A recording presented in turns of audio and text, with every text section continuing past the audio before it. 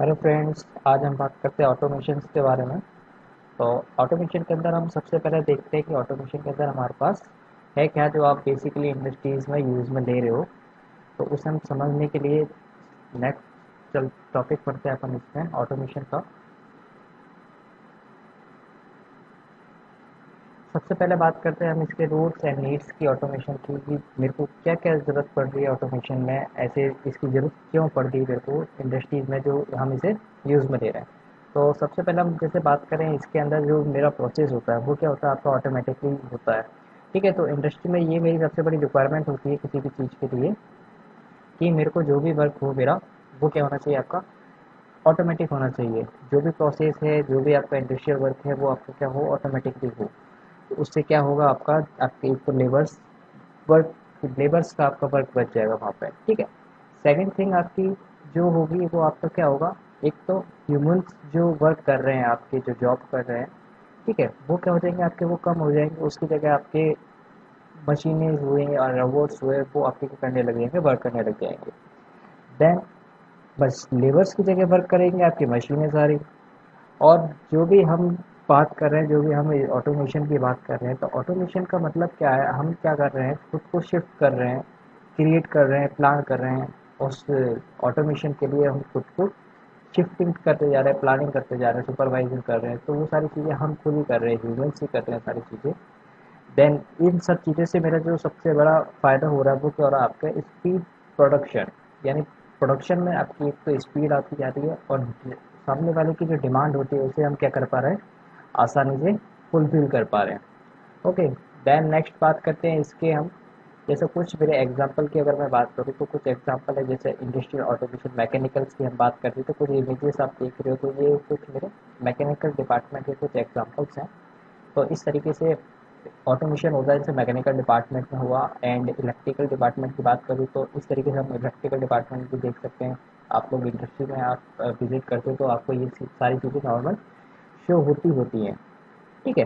तो मेरे को इसकी ज़रूरत पड़ रही है, क्यों पड़ रही है, अगर मैं किसी ऑटोमेशन क्रिएट कर रहा हूँ, क्यों कर रहा हूँ, तो वो चीज़ हम समझ रहे हैं यहाँ पे। तो एक क्रिएटिंग ऑटोमेशन, जैसे सपोज दैट मेरे को कोई ऑटोमेशन क्रिएट करना हो, तो वो हम किस तरीके से करेंगे।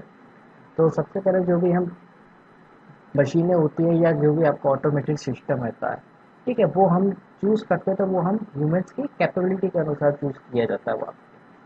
देन उसके बाद अगर पॉइंट आता है, तो मेरा पॉइंट नेक्स्ट पॉइंट जो होता है, वो होता है कि जो भी मैं उसे वर्क बोलूँ, यानी हम क्या चाहते हैं कि अगर आपकी मशीनें जो आप टारगेट दे रहे हो, अगर किसी भी लेबर को आप वर्क दे रहे हो, तो वो क्या कर रहा है, वो आपने जो वर्क उसे असाइन किया है, तो वही वर्क वो करता है, कंटिन्यू करता रहता है।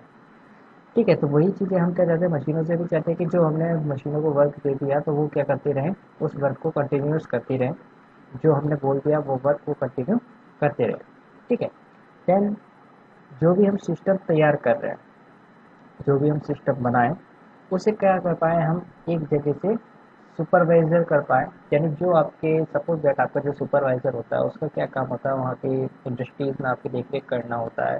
ठीक है, और जो भी उसके नीचे वर्क कर रहे हैं, उनको क्या करता है, वो आपके इंडिकेट करता है कि आपको ये वर्क करना है, आपको ये वर्क करना है। तो वही चीज़ हम क्या कर सकते हैं, सुपरवाइज़री कर पाएँ, कहाँ से, एक मॉनिटर सिस्टम से। ठीक है, तो ऑटोमेशन का मतलब आपका यही है कि हम क्या कर सकते हैं, एक सिस्टम ऐसा तैयार कर सकते हैं जो आपका सुपरवाइजर कर पा रहा है इंडस्ट्री को एज ए रिमोट लोकेशन से, यानी मॉनिटर कर पा रहे हैं, हम उसे प्रोसीडिंग कर पा रहे हैं एक इस जगह से, यानी एक रिमोट लोकेशन से हम उसे शो कर पा रहे हैं, आगे से ऑपरेट कर पा रहे हैं।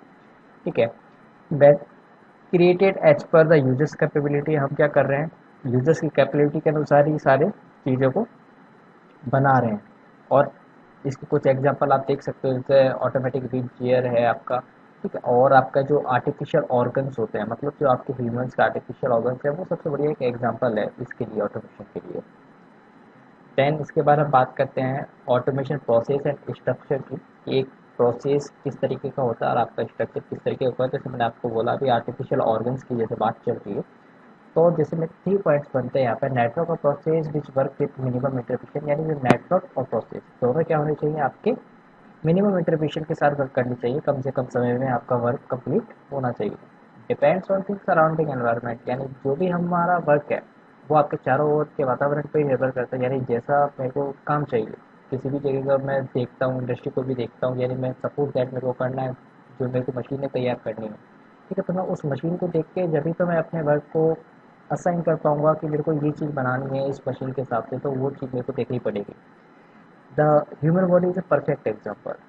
एक ऑटोमेटिक सिस्टम का एग्जाम्पल हम खुद हैं, ठीक, क्योंकि हमें कोई चीज़ बोलता नहीं है, कोई नहीं बोलता है कि हमें कि आपको ये वर्क करना है।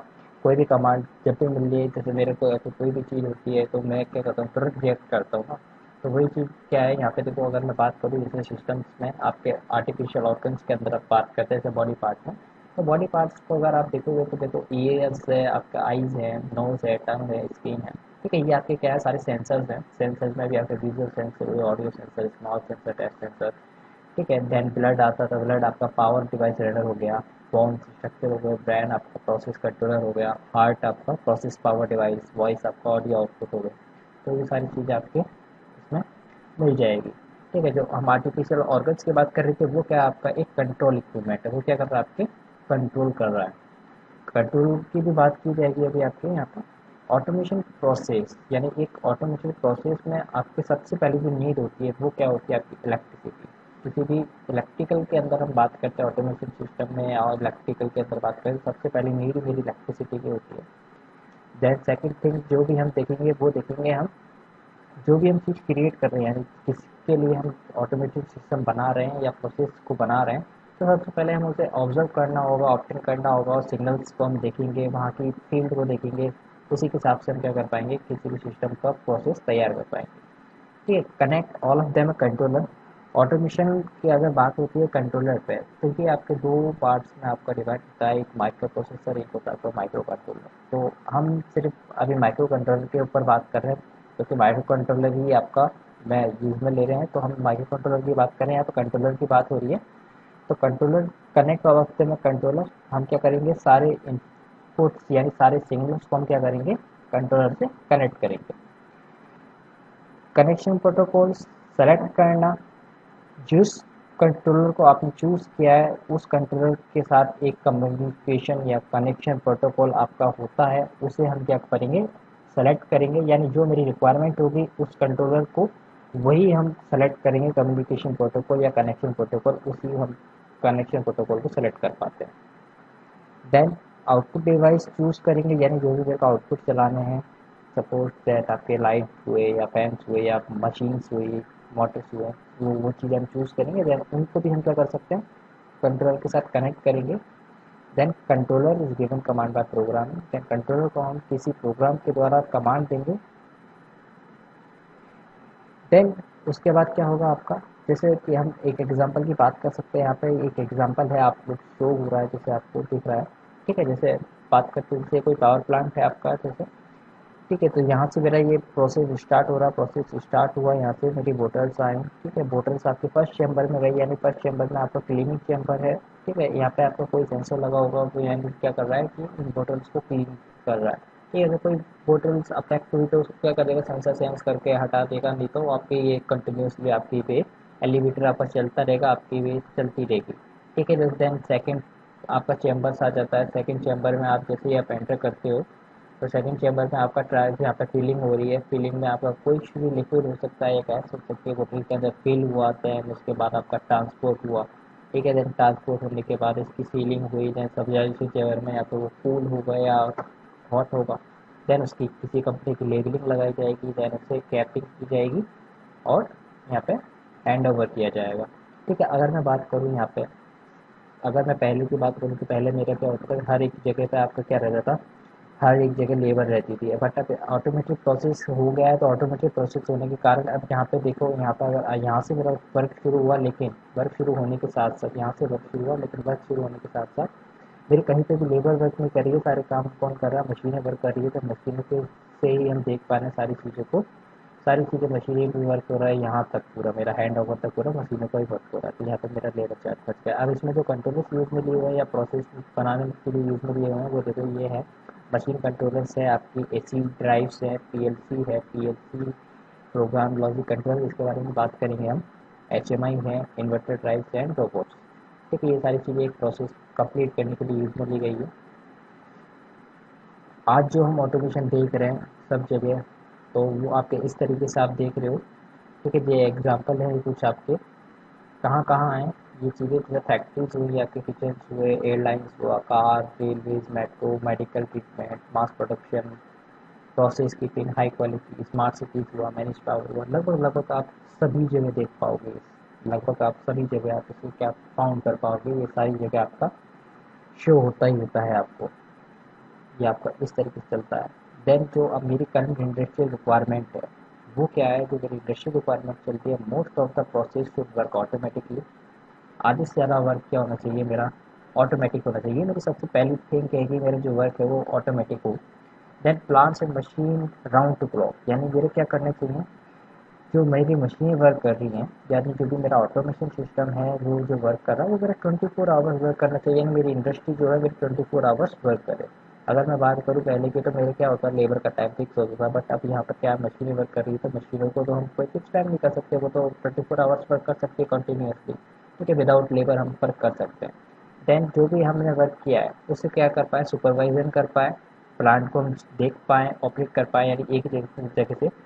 Supervisor of the plant must be done from on the floor as well remote location, यानी हम क्या कर पा रहे हैं, किसी भी इंडस्ट्री को या प्लांट को हम देख पा रहे हैं रिमोट लोकेशन से, उसे ऑपरेट कर रहे हैं, सारी चीज़ें हम एक ही जगह से कर रहे हैं।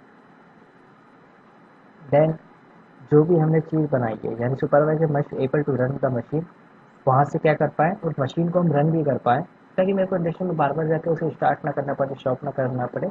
मैं कंप्यूटर स्किल से क्या कर दूँ, वहाँ से स्टार्ट कर दूँ, स्टॉप कर दूँ। तो यहाँ से एज वेल एज मैं प्रोग्राम को भी चेंज कर पाऊँ, जो भी मेरे को प्रोडक्शन नीड के हिसाब से मेरे को अगर प्रोग्राम चेंज करना है, तो मैं यहाँ डायरेक्टली यहाँ से बैठा बैठा प्रोग्राम चेंज कर दूँ और वो वहाँ पे वर्क करने लग जाए। And maintenance and breakdown planning मैं क्या कर पाऊँ, यहाँ से ही कर पाऊँ, यानी सर मशीनों को देख पाऊँ ऑल्सो, वहाँ यहाँ से ही मैं, यानी कहीं पे भी मेरे कोई प्रॉब्लम आ रही है, मेंटेनेंस की ज़रूरत है या ब्रेकडाउन हो रहा है कहीं पे, तो मैं यहाँ से बैठे बैठे वो सारी चीज़ों को देख पाऊँ, ऑब्जर्व कर पाऊँ उनको, और साथ के साथ उसे सुपरवाइजर के द्वारा उसे हेल्प कर पाऊँ और सॉल्व कर पाऊँ उस प्रॉब्लम्स को। ये मेरी करंट ऑटोमेशन स्ट्रक्चर की बात करें, तो ये मेरा एक ऑटोमेशन स्ट्रक्चर होता है। कंट्रोल रूम स्काडा मतलब आपका एक, जो मैंने अभी बात की थी यहाँ पर सुपरवाइजर।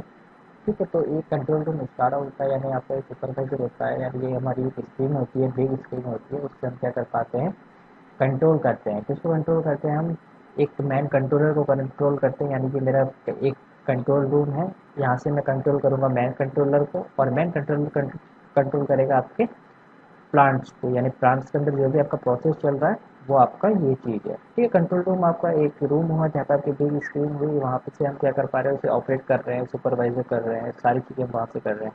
ठीक है, और ये मैन कंट्रोलर आपका प्लांट हुआ, क्योंकि प्लांट को ही ऑपरेट कर रहे हैं।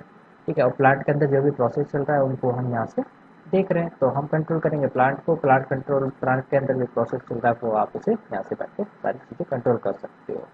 ठीक है, देन नेक्स्ट टॉपिक आपका पीएलसी के ऊपर है, तो हम पीएलसी के नेक्स्ट लेक्चर में बात करेंगे।